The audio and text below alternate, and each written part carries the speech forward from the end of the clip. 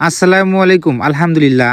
তো আজকে যে কাজটা করতে হবে মামু ভাইগনা মিলে, আমাদের ডিম কিন্তু অনেক আটকে গেছে গা। তার জন্য কিন্তু আমি সকাল সকালই ডিমের ক্যারেটগুলো করে নিচ্ছি ইনশাল্লাহ।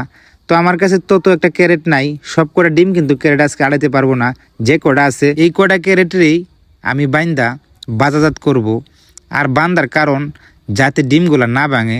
আর ক্যারেট পরানির উপায় কিন্তু দুইটা।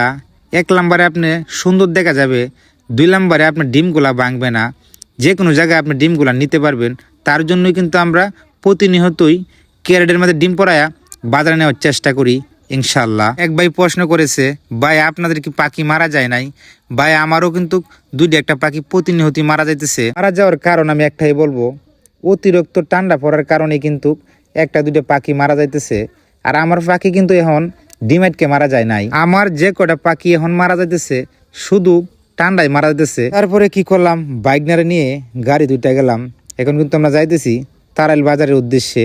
সাথে আছে বাইকনারে বললাম ডিম কটা দৌড়ো মামা। তো ক্যারেট গুলা বাইকনার হাতে বুঝাই দিয়েই কিন্তু আমি চলে আসলাম একটি ফ্যান কেনার জন্য একটি পরিচিত দোকানে। তো দেখতেছি এই ফ্যানগুলা কিন্তু আমাদেরকে মানাইবে না। তখন ছোট ভাইটা বলতেছে নিলে নিতে পারেন, এই ফ্যানগুলো এখন চলতেছে বর্তমানে। তো আমার সাথে আছে বাইকনা আতিকুল, আরও আছে আমার ছোট ভাই হাফেজ শাহিন ভাই। তখন তাদেরকে আমি জিজ্ঞেস করতেছি ফ্যানটা নিব। তখন আতিকুল বলতেছে মামা নিলে নেন, ওইটা হলো আপনাদের পছন্দ।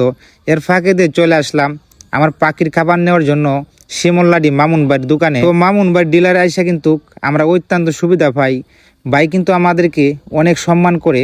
তার জন্যই কিন্তু ভাইয়ের ডিলারে আমরা প্রতিনিয়তই খাবার নিয়ে থাকি।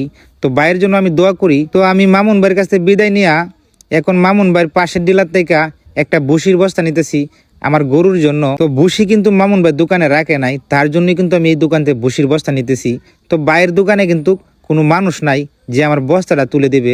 তখন আমি বাইরে বললাম ভাই সমস্যা নাই, আমি দৌড়ি। তো তাদের কাছ থেকে ভুসির বস্তা কিনলে আমরা 50 টাকার মতন ডিসকাউন্ট পাই। তার জন্যই কিন্তু আমরা তাদের কাছ থেকে গরুর খাবার নিয়ে থাকি। তারপরে কি করলাম, গরু আমার পাখির খাবার নিয়ে চলে আসলাম আমার স্বপ্নের খামারে। তো আমার আজকের ভিডিওটা এই পর্যন্তই। আপনারা সকলেই ভালো থাকবেন, সুস্থ থাকবেন। আসসালামু আলাইকুম।